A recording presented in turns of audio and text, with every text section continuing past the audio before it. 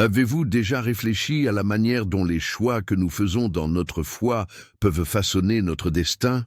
Aujourd'hui, nous explorons une histoire biblique fascinante et souvent méconnue, celle de Michal, la fille du roi Saül et épouse de David. Une histoire remplie de leçons spirituelles profondes, d'avertissements clairs et d'appels à la transformation. Ce message peut éclairer votre compréhension de Dieu et vous amener à reconsidérer les décisions que vous prenez chaque jour. Bien-aimés frères et sœurs, que la paix du Seigneur Jésus-Christ soit avec vous.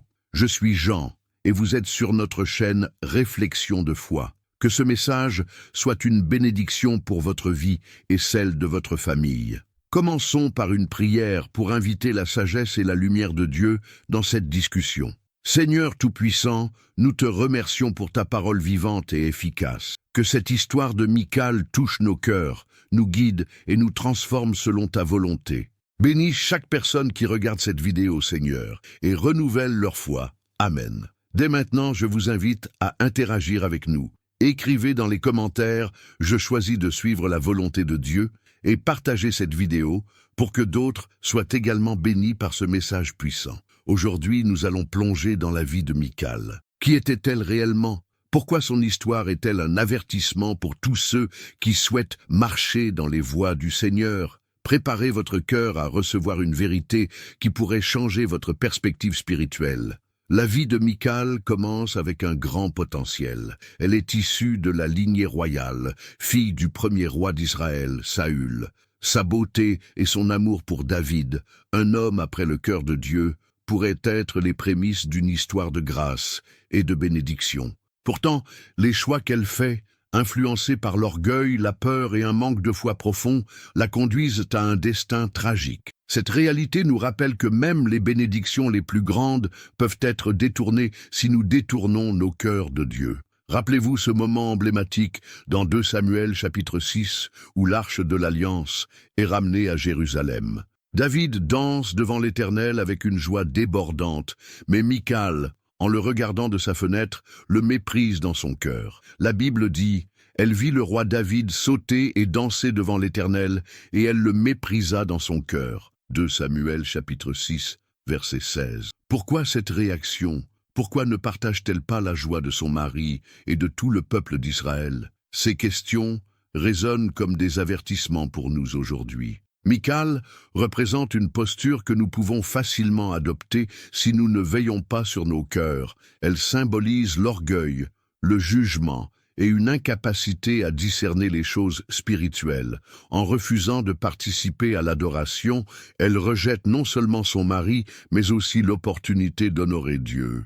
Combien de fois avons-nous nous-mêmes méprisé ce qui est spirituel, influencé par notre propre logique humaine ou notre peur du jugement des autres? Revenons à notre propre vie. Combien de fois avons-nous choisi de rester à la fenêtre au lieu de descendre dans la rue pour adorer Dieu sans retenue? Combien de fois avons-nous laissé l'orgueil ou l'apparence nous éloigner de notre relation avec le Seigneur? Posez-vous cette question. Suis-je spectateur ou participant dans l'œuvre de Dieu? Il est important de noter que le mépris de Michal n'a pas seulement affecté sa relation avec David, mais a aussi eu des répercussions spirituelles majeures. La Bible rapporte qu'elle n'eut pas d'enfant jusqu'à sa mort. 2 Samuel chapitre 6 verset 23. Ce détail souligne une vérité spirituelle. Lorsque nous méprisons ce qui est saint, nous risquons de perdre les bénédictions que Dieu a préparées pour nous. Mais il y a aussi de l'espoir dans cette histoire. Elle nous pousse à examiner nos cœurs et à corriger notre trajectoire avant qu'il ne soit trop tard. Dieu est miséricordieux et fidèle pour restaurer ceux qui reviennent à lui avec un cœur sincère. Nous devons apprendre de l'exemple de Michal, non pas pour la juger, mais pour nous assurer que notre adoration est authentique, pleine de foi et centrée sur Dieu. Je vous encourage à prendre un moment aujourd'hui pour réfléchir. Êtes-vous pleinement engagé dans votre relation avec Dieu ou êtes-vous parfois à la fenêtre, spectateur de la foi des autres? Comment pouvez-vous choisir de danser comme David, avec un cœur débordant de gratitude et d'humilité devant le Seigneur? Pour approfondir votre marche spirituelle, prenez quelques instants chaque jour pour louer Dieu, non seulement par des paroles, mais aussi par vos actions. Décidez aujourd'hui de ne plus rester en retrait. Participez activement à l'œuvre de Dieu dans votre vie et dans celle des autres. Partagez vos pensées dans les commentaires. Quelles leçons tirez-vous de l'histoire de Michal? Et n'oubliez pas de vous abonner à notre chaîne Réflexion de foi pour continuer à grandir dans votre foi. Que cette vérité non racontée vous inspire à rechercher la volonté de Dieu avec un cœur entier. Que Dieu vous bénisse abondamment et vous guide dans chaque étape de votre cheminement. Souvenez-vous, avec Dieu, même les erreurs peuvent devenir des opportunités de transformation. À bientôt pour une nouvelle réflexion puissante sur la parole de Dieu. Continuons notre voyage spirituel en approfondissant l'histoire de Michal et en explorant les leçons puissantes qu'elle renferme. Sa vie ne se limite pas à un simple récit historique. Elle devient une métaphore pour les défis que nous rencontrons dans notre propre marche avec Dieu. Alors que nous poursuivons, ouvrez vos cœurs pour recevoir la lumière de la parole de Dieu et réfléchissez à la manière dont cette histoire peut transformer votre foi. Michal, en tant que fille du roi Saül, a grandi entourée de privilèges, mais aussi de grandes tensions spirituelles. Saül lui-même, bien qu'oint comme roi, s'est souvent écarté de la volonté de Dieu, gouverné par la jalousie et l'orgueil. Cette influence a probablement façonné Michal, lui inculquant des valeurs basées davantage sur les apparences et le statut que sur une véritable foi en Dieu. Cela nous rappelle une vérité fondamentale. L'environnement spirituel dans lequel nous évoluons peut fortement influencer notre perception de Dieu et la manière dont nous vivons notre foi. Pensons à ce moment où Michal est donnée en mariage à David. Ce mariage, bien que stratégique sur le plan politique, semblait initialement reposer sur l'amour. La Bible nous dit que Michal aimait David. 1 Samuel, chapitre 18, verset 20. Pourtant, cet amour a été mis à rude épreuve face aux difficultés, notamment lorsque David a été contraint de fuir pour échapper à la colère meurtrière de Saül. Pendant ce temps, Michal est laissée derrière et donnée à un autre homme par son père, une trahison qui illustre comment les relations humaines peuvent être compromises lorsque Dieu n'est pas au centre. Réfléchissez un instant. Que se passe-t-il lorsque nos relations, nos décisions ou même nos objectifs sont basés sur des motivations humaines plutôt que sur une soumission totale à Dieu? Comme Michal, nous pouvons nous retrouver dans des situations où nos actions reflètent davantage nos propres désirs ou nos peurs que la volonté divine. Cela nous conduit à poser une question essentielle. Dans nos vies, cherchons-nous à plaire aux hommes ou à honorer Dieu? La réaction de Michal lors du retour de l'Arche de l'Alliance est un point culminant de cette histoire. Alors que David danse avec ferveur devant l'Éternel, Michal reste en retrait, observant de loin et jugeant son comportement. Cette scène nous interpelle. Combien de fois avons-nous, nous aussi, observé de loin ceux qui célèbrent leur foi en les critiquant intérieurement au lieu de participer à leur joie? L'attitude de Michal reflète un cœur qui s'est éloigné de la vraie adoration, un cœur rempli de mépris et de fierté. La Bible nous met en garde contre une telle attitude. Dans Jacques chapitre 4, verset 6, il est écrit « Dieu résiste aux orgueilleux, mais il fait grâce aux humbles ». L'orgueil de Michal l'a empêché de discerner la sainteté de ce moment. Elle a vu un roi en train de danser, alors que David voyait un serviteur célébrant la gloire de Dieu. Cela nous rappelle que ce que nous voyons souvent dépend de l'état de notre cœur. Si notre cœur est rempli de fierté ou de mécontentement, nous risquons de manquer les bénédictions que Dieu déverse dans nos vies. L'histoire de Michal nous invite également à examiner nos propres vies. Où avons-nous laissé le mépris, l'orgueil ou le jugement remplacer l'humilité et la gratitude? Prenons l'exemple de David, qui a dansé sans se soucier des opinions des autres, car son adoration était entièrement dirigée vers Dieu. Sa joie était l'expression d'un cœur aligné avec la volonté divine. C'est ce genre de foi audacieuse que Dieu attend de chacun de nous. Un autre aspect poignant de cette histoire est l'impact des choix spirituels sur notre avenir. Le mépris de Michal a eu une conséquence directe. Elle n'a jamais eu d'enfant. Dans la culture biblique, cela était souvent perçu comme une absence de bénédiction. Bien que cela ne signifie pas nécessairement une punition, cela illustre une vérité spirituelle. Lorsque nous nous fermons à l'œuvre de Dieu, nous risquons de perdre les fruits de sa présence dans notre vie. Pouvons-nous nous permettre de prendre ce risque? Cette réflexion nous pousse à une décision. Voulons-nous rester spectateurs, critiquant de loin, ou participer activement à l'œuvre de Dieu avec humilité et passion? Rappelons-nous des paroles de Jésus dans Matthieu chapitre 5, verset 16. « Que votre lumière luise ainsi devant les hommes, afin qu'ils voient vos bonnes œuvres et qu'ils glorifient votre Père qui est dans les cieux. » Cela commence par un choix intentionnel de nous engager pleinement dans notre relation avec Dieu sans retenue. Pour conclure cette partie, permettez-moi de vous poser cette question. Quels aspects de votre vie avez-vous observé de la fenêtre, au lieu d'y entrer avec foi et dévotion? Que ce soit dans votre adoration, votre prière ou vos relations, Dieu vous appelle à descendre et à danser devant lui, non pas littéralement, mais en vivant pleinement pour sa gloire. Partagez vos pensées dans les commentaires. Quelles étapes allez-vous entreprendre pour devenir un participant actif dans l'œuvre de Dieu? Ensemble, nous pouvons apprendre de l'histoire de Michal, non pour nous concentrer sur ses échecs, mais pour éviter les mêmes pièges et grandir dans notre foi. Que Dieu vous bénisse et vous guide dans cette réflexion profonde. Approfondissons encore davantage les enseignements spirituels que nous offre l'histoire de Michal. Elle est bien plus qu'un récit isolé dans les Écritures, elle devient un miroir pour notre propre vie et un puissant rappel des pièges que nous devons éviter dans notre marche avec Dieu. Alors que nous continuons, laissez votre cœur être ouvert à la correction, à la guidance et à la transformation divine. L'un des éléments centraux de cette histoire est la dichotomie entre David et Michal dans leur réponse à la présence de Dieu.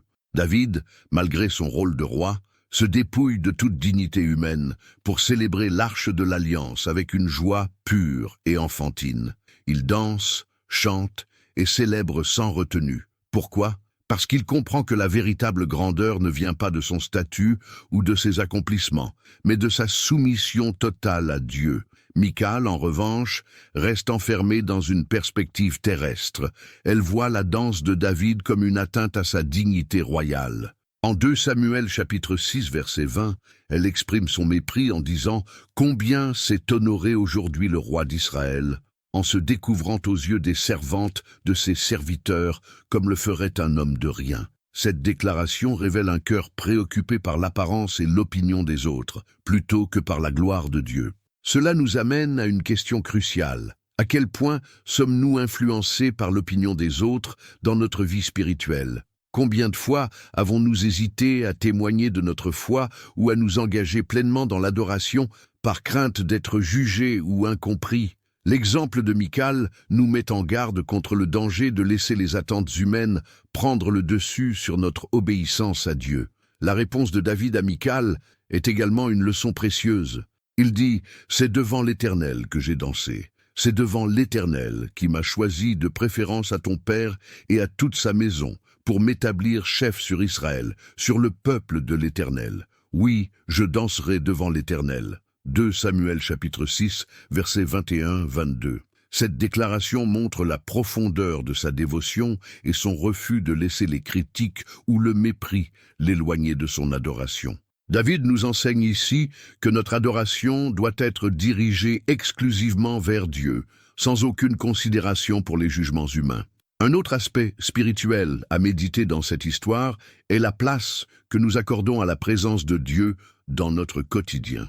Pour David, l'arche de l'Alliance représentait la présence tangible de Dieu parmi son peuple. Sa joie débordante était une réponse à cette réalité. Et nous, ressentons-nous cette même passion et ce même émerveillement face à la présence de Dieu dans notre vie? Ou sommes-nous parfois comme Michal, indifférents ou critiques, regardant à distance ce que Dieu fait sans y participer pleinement?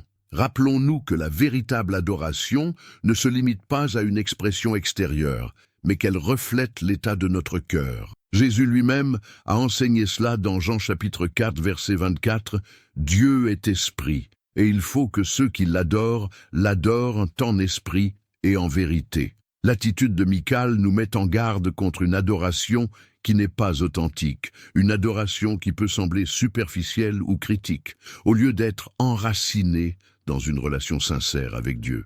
Mais cette histoire ne se limite pas à un avertissement, elle est aussi une invitation. une invitation à corriger notre trajectoire spirituelle et à rechercher une adoration véritable. Si nous avons été comme Michal, critiques ou distants, il n'est jamais trop tard pour revenir à Dieu avec humilité. Dans Joël chapitre 2, verset 13, il est écrit « Déchirez vos cœurs et non vos vêtements, et revenez à l'Éternel votre Dieu, car il est compatissant et miséricordieux, lent à la colère et riche en bonté. » Dieu est toujours prêt à accueillir un cœur repentant et sincère. Prenons un moment pour examiner nos vies. Y a-t-il des domaines où nous avons laissé l'orgueil ou la peur nous éloigner de Dieu? Y a-t-il des moments où nous avons préféré rester en retrait plutôt que de nous engager pleinement dans l'œuvre de Dieu? L'histoire de Michal nous rappelle que les bénédictions et la plénitude de vie que Dieu veut pour nous ne peuvent être pleinement expérimentées que lorsque nous lui ouvrons nos cœurs sans réserve. En guise d'exercice pratique, prenez le temps aujourd'hui de réfléchir à votre manière d'adorer. Est-elle pleine de gratitude et de joie, ou est-elle parfois inhibée par des préoccupations extérieures? Prenez un moment pour louer Dieu avec tout ce que vous êtes, sans crainte ni retenue. Cela peut être dans une prière, un chant, ou simplement en exprimant votre gratitude dans votre cœur. Et enfin, souvenez-vous que l'histoire de Michal est aussi un appel à encourager les autres dans leur marche avec Dieu. Au lieu de juger ou de critiquer, comme Michal l'a fait avec David, soyons des instruments de soutien et d'encouragement. Dans Hébreux chapitre 10, verset 24, il est écrit « Veillons les uns sur les autres pour nous exciter à la charité et aux bonnes œuvres ».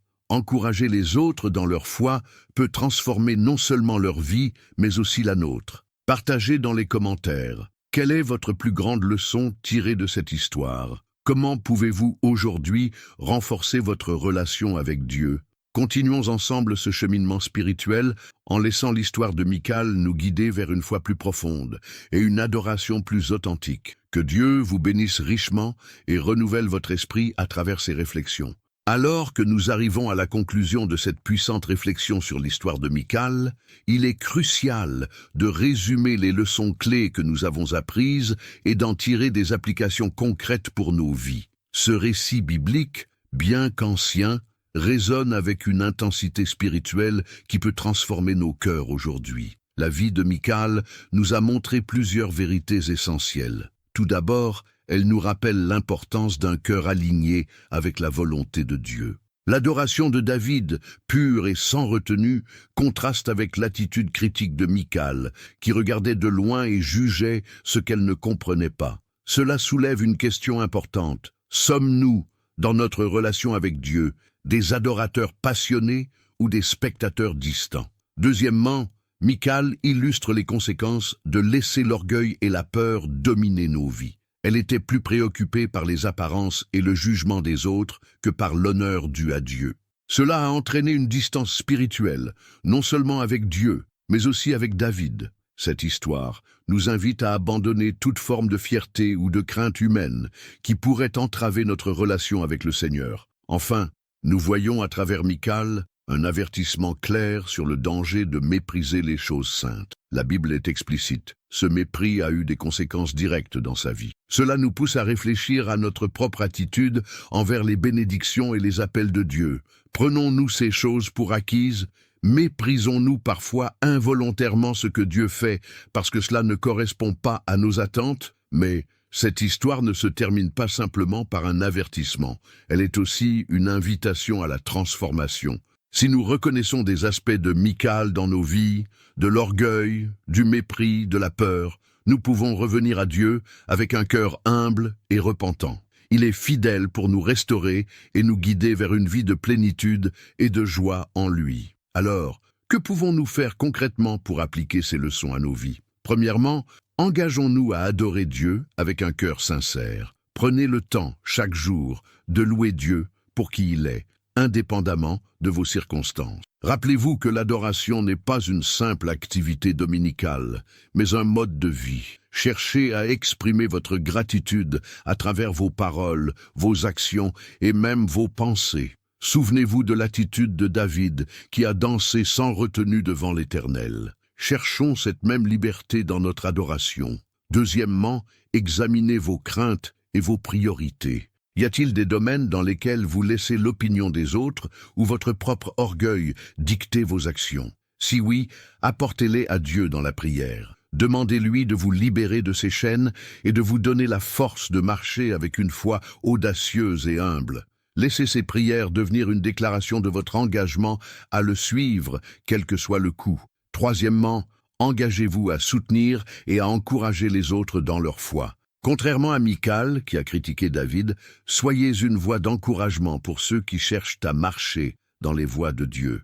Prenez l'initiative de prier pour les autres, de partager votre témoignage et d'être un exemple de foi vivante. En soutenant les autres, vous verrez également votre propre foi grandir et se renforcer. Enfin, pratiquez la gratitude. Prenez un moment chaque jour pour réfléchir aux bénédictions que Dieu a mises dans votre vie. Même dans les moments difficiles, cherchez les petites manifestations de sa grâce et remerciez-le pour elles. Une attitude de gratitude transforme nos cœurs et nous aide à rester centrés sur ce qui est important. Pour conclure, réfléchissons à la manière dont cette histoire nous appelle à un engagement renouvelé envers Dieu. Imaginez ce que votre vie pourrait être si vous adoptiez l'attitude de David, une vie de joie, de liberté et de proximité avec le Seigneur. Imaginez l'impact que cela pourrait avoir, non seulement sur vous, mais aussi sur ceux qui vous entourent. Prenons un instant pour prier ensemble. Seigneur Tout-Puissant, nous venons devant toi avec des cœurs ouverts et humbles.